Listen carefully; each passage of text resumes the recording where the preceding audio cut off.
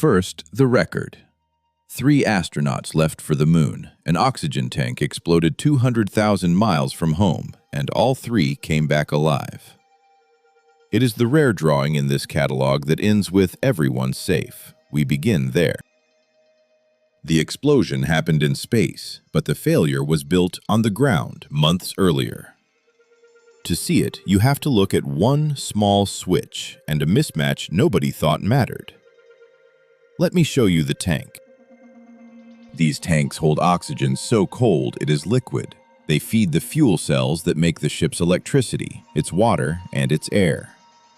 To keep the liquid from settling, small heaters and fans stir it now and then. Remember those heaters. Here is the first flaw, and it is tiny. The spacecraft was designed to run on 28 volts, but the test equipment on the ground supplied 65 during checkout. Every part was upgraded to handle the higher voltage, except one, the little thermostat switch that protects the tank's heater from overheating. It was still rated for 28. If you would rather understand why things fail than watch them fail, subscribe. A new failure is drawn here every week, and each one is a reason you are safer than you know. Now the chain tightens.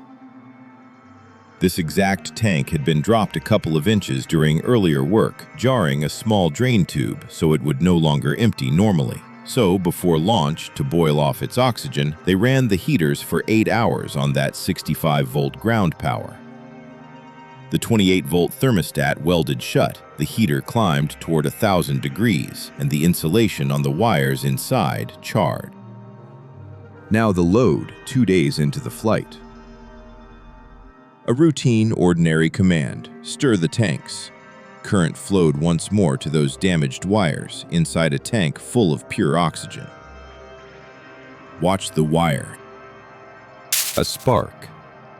In pure oxygen, the charred insulation caught, the pressure spiked, and the tank tore open, blowing a panel clean off the side of the service module and damaging the second tank beside it.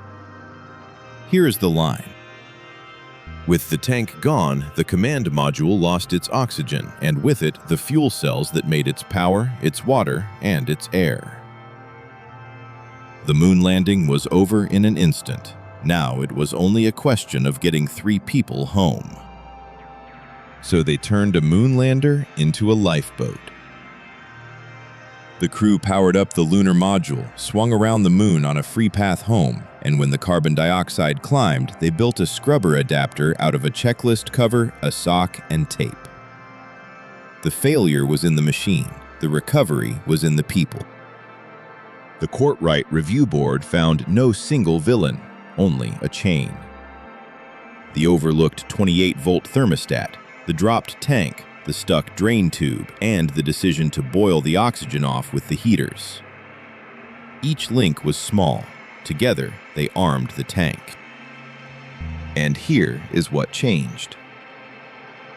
The oxygen tank was redesigned, the stirring motors and their wiring taken out of the oxygen, a third tank added, and isolation valves fitted so one failure could no longer empty the ship. And the desperate fixes invented that night became written procedure. Failure mode, an oxygen tank rupture, armed on the ground by a switch nobody upgraded. A chain of small choices and 3 people who flew a crippled ship home.